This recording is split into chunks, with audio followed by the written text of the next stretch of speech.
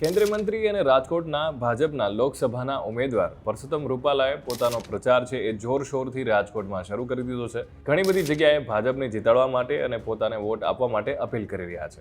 એટલે એક બાજુ ક્ષત્રિય સમાજનો રોષ છે એ ધીરે ધીરે વધી રહ્યો છે અને બીજી બાજુ જોઈએ તો પરસોત્તમ રૂપાલા છે એ રાજકોટમાં પોતાના આગામી ચૂંટણી જે આવી રહી છે લોકસભાની એના માટે પ્રચાર કરી રહ્યા છે.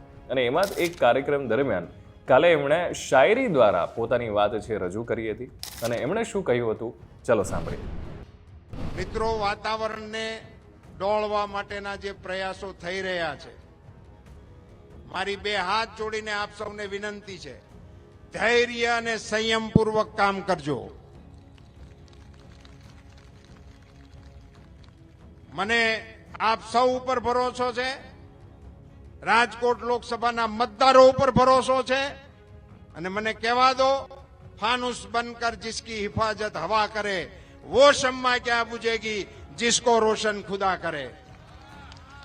આપ સૌની વચ્ચે નાગરિકોની આવડી મોટી જનમેદનીની વચ્ચે એક કાર્યકર્તા તરીકે હું પણ તમારો સુખ દુઃખનો સાથી બનવા માટે આવ્યો છું. સંસદ મેં બહુ જોઈ છે, લોકસભાએ મેં જોઈ છે, રાજ્યસભાએ મેં જોઈ છે.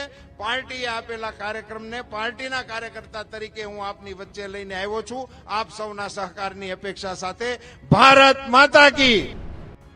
એટલે જોવાનું હવે એ રહેશે કે એક બાજુ છે એ જોરશોરથી પ્રચાર કરી રહ્યા છે પરસોત્તમ રૂપાલા પોતાની આગામી ચૂંટણી જે આવી રહી છે લોકસભાની એને લઈને, અને બીજી બાજુ ક્ષત્રિય સમાજનો રોષ છે એ વધી રહ્યો છે. અને એવું માનવામાં આવી રહ્યું છે કે રવિવારે 14 તારીખે મહાસંમેલન રાજકોટમાં થવાનું છે અને ત્યારે હવે એ જોવાનું રહેશે કે આ ઘટના આખી બની છે, આ આંદોલન છે એ કયો નવો મોડ લે છે.